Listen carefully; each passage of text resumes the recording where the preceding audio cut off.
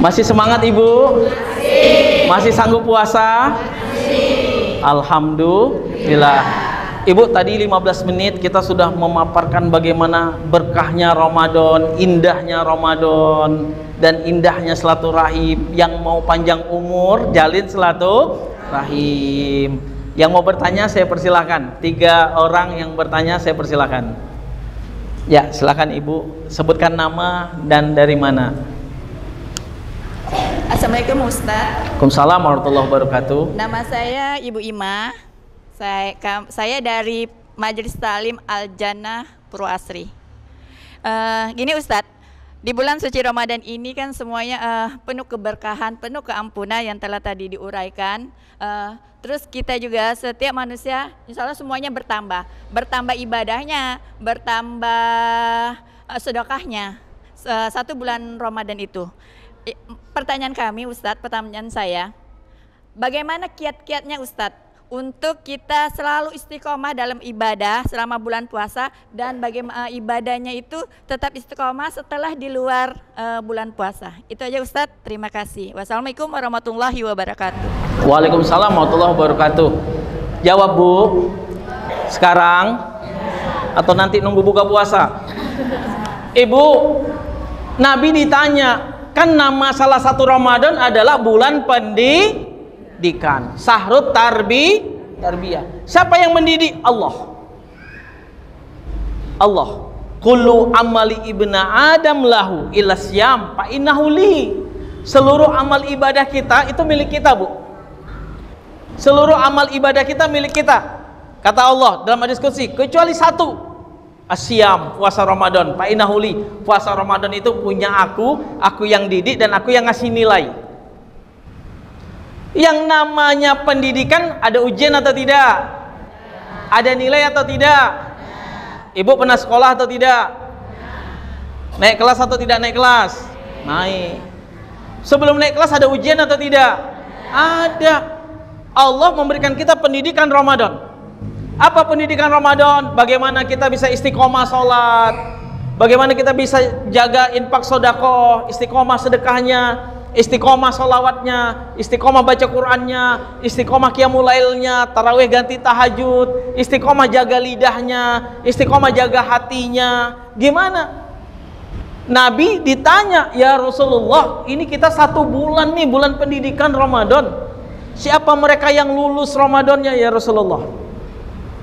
Siapa mereka yang lulus pada bulan Ramadannya? Siapa yang naik kelas pada bulan Ramadannya? Apa kata Nabi Muhammad? Nabi Muhammad gak bilang Ibu yang sholatnya bagus, yang infak sedekahnya banyak. Enggak. Apa kata Nabi? Yang lulus Ramadannya, yang naik kelas pada bulan Ramadan adalah allazina ya'maluna ma'amilu inda Ramadan ba'da Ramadan. Siapa yang lulus pada bulan Ramadannya, pada pendidikan bulan Ramadannya? Apa kata Nabi? Allazina ya'maluna ma'amilu inda Ramadan ba'da Ramadan. Nabi enggak bilang yang sholatnya bagus, yang puasanya bagus, yang baca Qur'annya bagus. Enggak. Apa kata Nabi? Yang lulus, yang naik kelas pada bulan Ramadan adalah mereka yang mengamalkan, yang mempraktekkan ibadah Ramadannya di luar Ramadan. Paham Bu? Ketika Ramadan, subuh, zuhur, asar, maghrib, isya di masjid. Masuk lebaran, masuk bulan Syawal, sholatnya tetap di masjid. Ketika Ramadan, tiap malam tadarus. Lewat Ramadan, masuk Syawal, dia tetap tadarus. Saya nanya, kalau udah lebaran tadarus atau tidak? Baca Quran atau tidak? Kok bilang bacanya lemah sekali? Ketika Ramadan habis tarawih tadarus atau tidak? Malam lebaran tadarus atau tidak? Tidak. Tadarus Ustadz sambil goseng apa Bu? Rendang. Bu, gampang kalau mau nilai saya lulus atau tidak, kita lulus atau tidak. Lihat nanti bulan Syawal. Lihat nanti bulan berikutnya. Lihat nanti bulan berikutnya. Salat kita gimana? Qiyamul lail kita gimana? Bacaan Quran kita gimana? Lidah kita gimana? Hati kita gimana? Ya. Jadi yang dinilai nanti bukan Ramadan ini, tapi nanti di luar Ramadan. Gimana nih biar terus continue sholatnya tetap di masjid? Ibu, orang yang Ramadannya dia jaga sholatnya, dia jaga ibadahnya, lalu dia implementasikan pada bulan-bulan berikutnya, pahalanya sama dengan pahala yang dia dapat pada bulan Ramadan.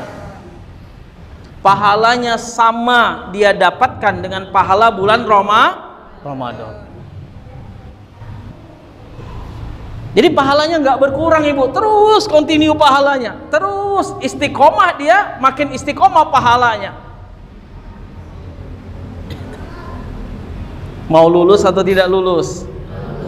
Ibu, kan kita selalu baca doa kemarin, Allahumma barik lana fi Rajaba wa Sya'bana wa baligna Ramadan. Ya Allah, berkahi kami bulan Rajab, berkahi kami bulan Sya'ban, sampaikan kami bulan Ramadan. Ibu senang nggak sampai bulan Ramadan? Senang. Mau sampai Syawal atau Ramadan aja? Bu, kita kan nggak tahu ibu, apakah Ramadan ini terakhir bagi kita atau tidak.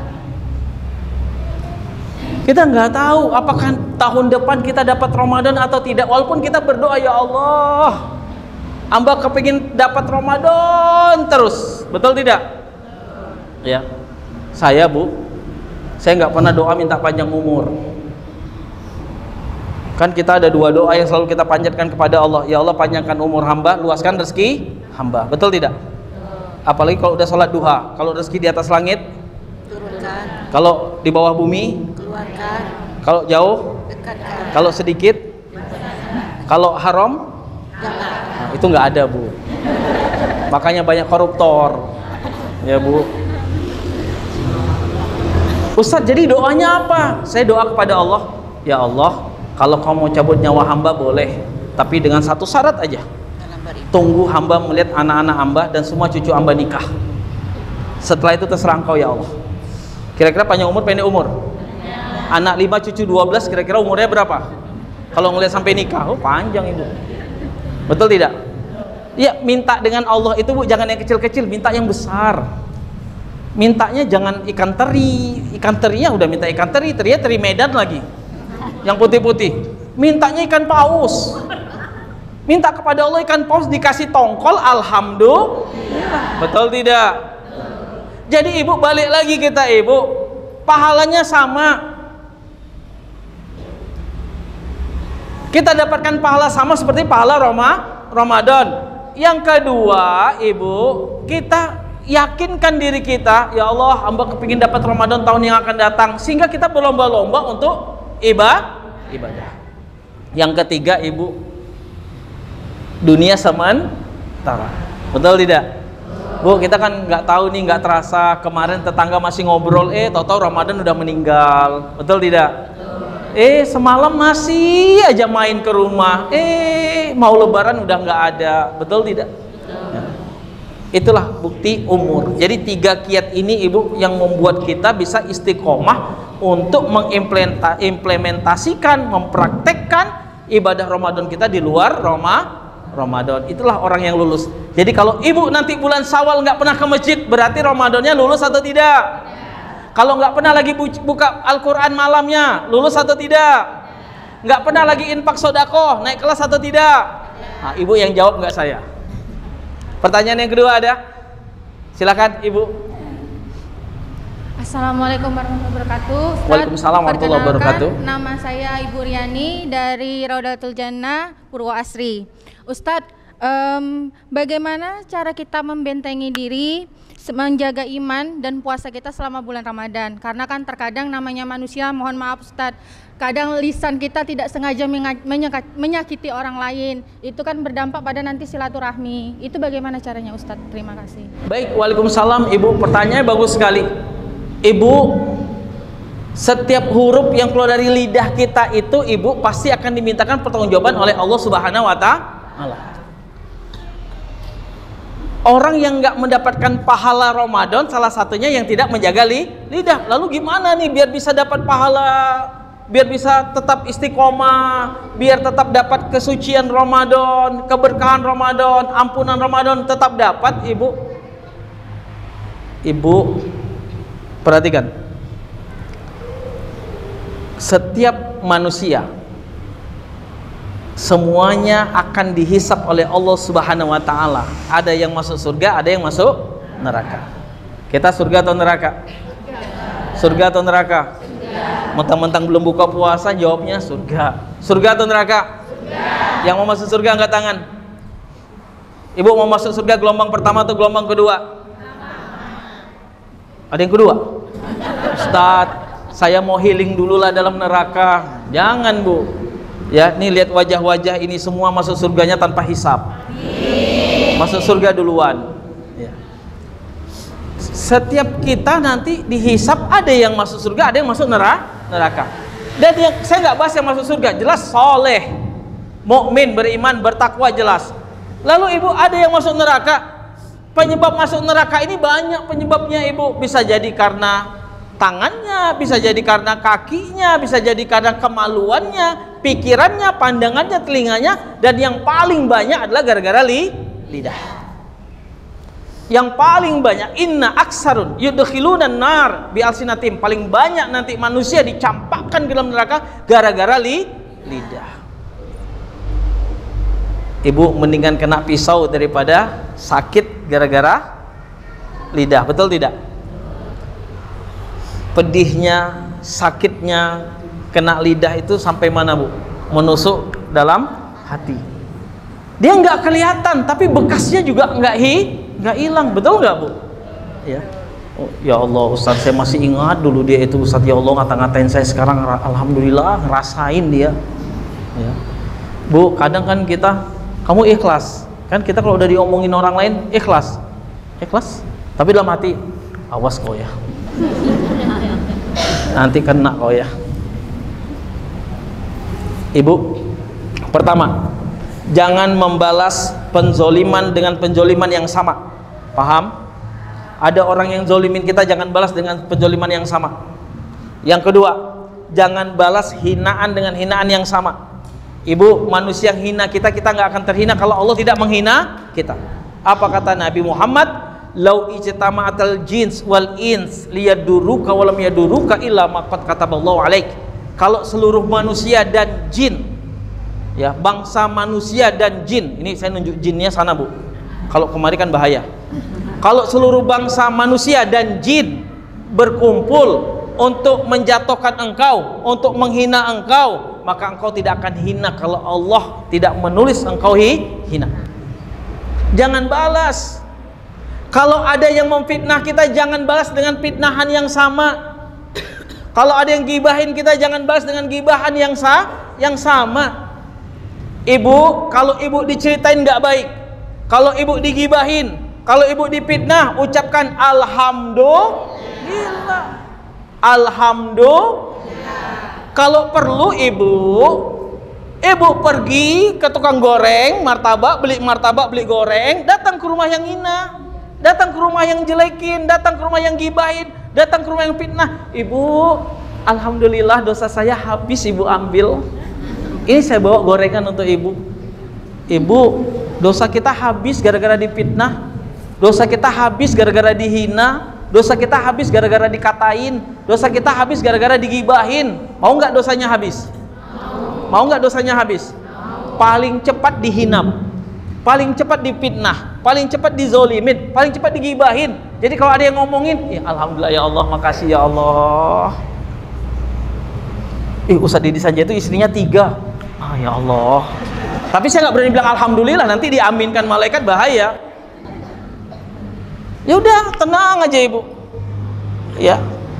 Lalu Ustadz, kalau saya yang menyakitin gimana? Terkadang kan kita canda, nggak tahu candaan kita itu satu kalimat nyakitin hati orang, betul nggak Bu?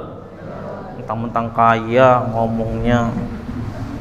Saya kan ada juga orang ibu, saya kalau nggak ada AC nggak bisa kulit saya sensitif. Skincare-nya apa sih? Aduh, kalau saya nggak bisa, wajah saya sensitif, nggak bisa yang harganya di bawah 500.000. Ya, kan kadang ada orang lagi ngobrol-ngobrol tapi tersinggung dengan bahasa kita, betul tidak? Padahal niatnya nggak nyinggung, Namanya hati kadang sensitif, Bu. Dia ngumpul nih, baru berantem dengan suami, menantunya pelit. Ya, baru berantem dengan suami, tambah lagi menantu pelit, ngumpul, ada yang ngomong canda, masuk dalam hati. Jadi dosa, Bu. Ya. Kalau seandainya kita khawatir, saya tadi ucapan saya nyinggung orang nggak ya? Nabi, Ibu, kalau habis ngumpul, habis ngumpul dalam alaqoh, Nabi setiap saat salaman. Sambil Nabi bilang, maafkan saya lahir batin, maafkan saya lahir batin, maafkan saya lahir batin. Kalau Nabi saja minta maaf dengan sahabat, apalagi kita. Ya, makanya Ibu habis silaturahim gini salaman. Ya, kalau perlu Ustadz, cipika-cipiki boleh nggak? Boleh. Nabi itu salaman cipika-cipiki, Bu. Tapi dengan sahabat, bukan dengan istri sahabat. Ibu cipika-cipiki boleh dengan istri teman, bukan dengan suami teman. Ya. Kalau perlu salamannya agak lama. Salaman itu kan penggugur dosa. Tekan-tekan aja, Bu. Biar dosanya makin gugur. Ya, kalau nggak percaya coba lihat, pasti nggak ngeliat apa-apa. Salaman umatku, kata Nabi, adalah penggugur dosa. Ucapkan, sembari lisan ucapkan, Ibu, kalau kami ada salah ngomong maafkan ya. Ustadz, saya udah ngomong, tapi dia nggak maafin juga, dia ngomong kemana-mana. Biarin, dosa kita habis. Udah, kan kadang orang kepo kan banyak, Bu. Ibu itu ngomongin kau loh. Itu loh. Udah biarin. Alhamdulillah ya Allah. Tugas kita minta maaf. Dimaafkan tidak dimaafkan urusan dia sama Allah. Udah biarin. Kalau saya salah maafkan saya ya. Tidak ada kata maaf untuk engkau. Ya udah, terserah. Tugas kita minta maaf. Ibu biasakan kalau udah ngumpul, saya pulang dulu ya, mohon maaf ya kalau ada perkataan yang salah, salaman. Ya, salaman. Ya, sambil goyang-goyang nggak apa-apa. Kenapa sambil goyang-goyang? Biar nampak rantai tangannya. Nggak apa-apa. Ya. Paham, Ibu? Nah, ada yang ketiga, siapa tadi yang mau?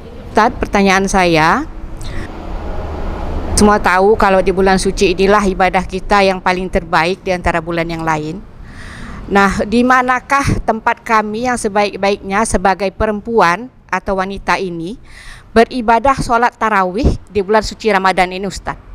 Apakah di rumah ataukah di masjid? Karena sering saya tuh berselisih dengan teman saya sendiri. Baik. Nah, di saya, kita ke masjid aja. Nah, di teman, kita sebaiknya di rumah aja, Kak, begitu. Jadi hanya itu pertanyaan saya mohon pencerahan dari Ustadz, biar kami semua mengerti di sini. Terima kasih banyak. Assalamualaikum warahmatullahi wabarakatuh. Waalaikumsalam warahmatullahi wabarakatuh. Ibu, perempuan sholatnya lebih baik di rumah atau di masjid? Di rumah atau di masjid? Di rumah atau di masjid? Terus ngapain Ibu ke masjid? Nanti tarawih mau di rumah atau di masjid? Kan lebih baik di rumah.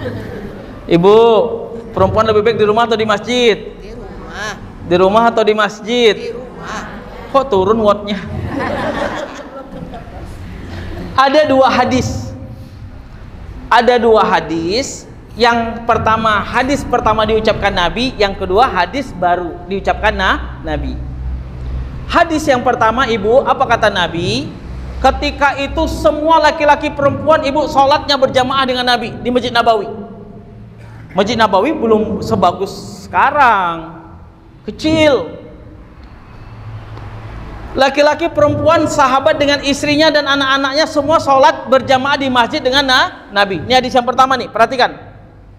Lalu orang Yahudi, Bu, orang Yahudi itu kan jahil. Perempuan Arab itu, mohon maaf Ibu, nggak pakai telekung. Pernah nggak Ibu lihat orang Arab perempuannya sholat pakai mukena? Nggak ada. Kenapa? Bajunya besar. Orang Arab itu bajunya besar, lebar. Beda dengan kita, Bu, bajunya kurung, bokongnya kelihatan. Bukan Ibu sini, sana tengah laut. Ibu di sini nggak. Saking besarnya baju orang Arab, Ibu, saya pernah sholat duha di Ijir Ismail dekat Ka'bah itu, Ibu. Sholat duha pagi atau siang atau malam? Pagi. Pagi terang atau gelap? Terang. Ketika saya sujud, saya bangkit terkejut, gelap. Gelap sekali. Ya Allah, aku mau mati ya Allah. Astagfirullahaladzim, kok gelap? Cubit pipi, sakit. Enggak, ini sakit nih. Saya pukul-pukul, saya cubit pipi saya pukul paha saya. Enggak, saya majukan tangan saya kain. Saya angkat, saya lihat, ternyata perempuan Arab. Untung saya nggak mandang ke atas. Kalau mandang ke atas Ramadan kan batal juga puasanya, Bu. Artinya apa? Orang Arab itu bajunya lebar. Kita jilbabnya panjang. Panjangnya di mana? Belakang. Jilbabnya kayak Superman, Bu. Hijab ibu-ibu modern sekarang kan kayak Superman, panjang di belakang, depan pendek.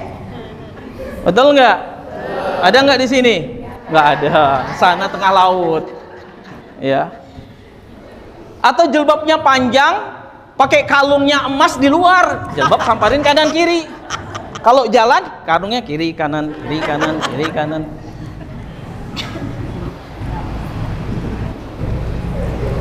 Jadi orang Yahudi itu masuk ke dalam baju para wanita, Ibu, masuk megangi paha, megangi pantat. Mohon maaf lahir batin, Ibu, namanya orang jahil. Ya, Ibu. Lalu Abu Bakar dan Umar datang kepada Nabi, "Ya Rasulullah, itu perempuan-perempuan kita diganggu orang Yahudi. Orang Yahudi itu, laki-laki Yahudi itu masuk ke dalam baju-baju mereka." Apa kata Nabi? "Ala muruhunna yusalluna fi buyutikunna." Apa kata Nabi? Ini hadis yang pertama. Sekarang suruh istri-istri kalian, para wanita, sholatnya di rumah. Ketika itu di rumah lebih baik daripada di masjid. Paham? Hadis yang keberapa nih? Hadis yang pertama. Hadis yang kedua ada atau tidak? Ada. Apa hadis yang kedua? Hadis yang kedua ini Nabi menyabdakan hadis setelah 2 tahun. Setelah 2 tahun, 2025, 2026, 2027 misalkan, Ibu. Lalu Abu Bakar ketika itu yang sholat di masjid, Ibu, yang tua-tua. Yang tua-tua udah bawa tanah. Yang udah tua-tua, yang udah tua renta, yang umurnya udah 90 tahun. Ya. Ada nggak yang 90 tahun? Ustadz, kalau ada yang udah 80 tahun up atau 70 tahun up. 70 tahun ada? 70 tahun ke atas, sholat ke masjid, mau suami izin mau tidak boleh. Tapi udah tua ya, Bu. Kenapa? Nggak datangkan mudorot. Ya kalau ada umurnya udah 75 tahun, suruh ke masjid nggak mau. Ngapa nggak mau, Ibu? Ibu kan 75 tahun. Iya, nanti jadi fitnah. Nggak akan jadi fitnah, Bu. Udah 75 tahun nggak akan jadi fitnah. Ya. Yang jadi fitnah itu kalau ibu-ibu nih yang masih ini 25 tahun semua nih kan. Itu baru jadi fitnah. Kalau 75 tahun yang udah keriput, ini udah keriput, jalan udah susah, nggak akan jadi fitnah, Bu. Ya, sholat di masjid. Jadi Abu Bakar datang, Umar datang kepada Nabi, "Ya Rasulullah, itu yang lain ngelapor, laki-laki Yahudi udah nggak ada lagi ganggu. Yang tua-tua nggak diganggu, anak-anak kami juga nggak diganggu." Apa kata Nabi? "Muruhunna yusalluna fil masajid." Suruh istri kalian sholat di masjid. Hadis yang pertama, rumah lebih baik dari masjid. Hadis yang kedua, dari rumah suruh ke masjid. Paham, Bu? Bu, saya mau nanya, sholat di rumah lebih baik atau di masjid? Nggak semangat. Ini gara-gara belum buka puasa. Lebih baik di rumah atau di masjid? Lebih baik di rumah atau di masjid? Dengan suami atau tidak dengan suami? Ustadz, saya nggak dengan suami. Kenapa? Saya janda. Ya boleh. Ya. Paham, Bu? Ya, ajak suami di masjid. Di masjid lebih baik. Kenapa? Pahalanya lebih banyak. Ibu sholat di masjid pahalanya 27 derajat. Mau tarawih, mau sholat wajib, pahalanya 27 derajat. Kalau di rumah 1. Kecuali kalau suami jadi imam, pahalanya 27 derajat. Tapi kalau sholat sendiri di rumah 1, Bu. Sholat maghrib di rumah, rakaat pertama aman, rakaat kedua aman, rakaat ketiga tinggal bilang fil alamina innaka hamidum majid, handphonenya bunyi. Handphonenya bunyi, ini hati dan pikiran ngomong nih, siapa yang nelpon? Tak tahu diri yang nelpon nih. Udah habis pahalanya, Bu. Habis pahalanya. Ini hebatnya setan, Bu. Ya, ini hebatnya setan. Ibu sholat isya atau sholat tarawih di rumah, lagi enak-enaknya sujud, lampu mati. Hati ngomong, dasar PLN kurang asem, habis pahalanya. Jadi mana yang lebih baik? Sholat ke masjid. Ya, apalagi yang tua-tua, udahlah nggak ada fitnah bu. Ya, yang rambutnya udah putih-putih, udah masjid. Ya, yang udah keriput-keriput, oh saya masih tegang bu. Yang udah keriput-keriput, nah, sholat di masjid. Ya nggak jadi fitnah ibu. Ibu mudah-mudahan bermanfaat ya, dan kita terapkan, dan kita berdoa mudah-mudahan kita mendapatkan Ramadan pada tahun-tahun yang akan datang. Amin ya robbal alamin. Kita berdoa kepada Allah, kita angkat kedua tangan kita. A'udzubillahi minasyaitonirrajim. Bismillahirrahmanirrahim. Alhamdulillahirabbil alamin. Assalatu wassalamu ala rasulillahi ajmain. Allahumma barik lana bi barakati syahri Ramadan warhamna bi hurmati syahri Ramadan. Allahumma innaka afuwun karim tuhibbul afwa fa'fu anna ya karim. Ya Allah, terima ibadah kami pada bulan Ramadan ini ya Allah. Salat kami, puasa kami, zakat kami nanti ya Allah. Terima infak sedekah kami ya Allah. Terima tadarus kami ya Allah. Zikir salawat kami ya Allah. Ya Allah, berkahi kami Ramadan ini ya Allah, dan dapatkan kami Ramadan pada tahun-tahun yang akan datang ya Allah. Ya Allah, jadikan hati kami hati yang bersih, hati yang suci, hati yang selamat, dan luluskan kami pada pendidikan bulan Ramadan ini ya Allah.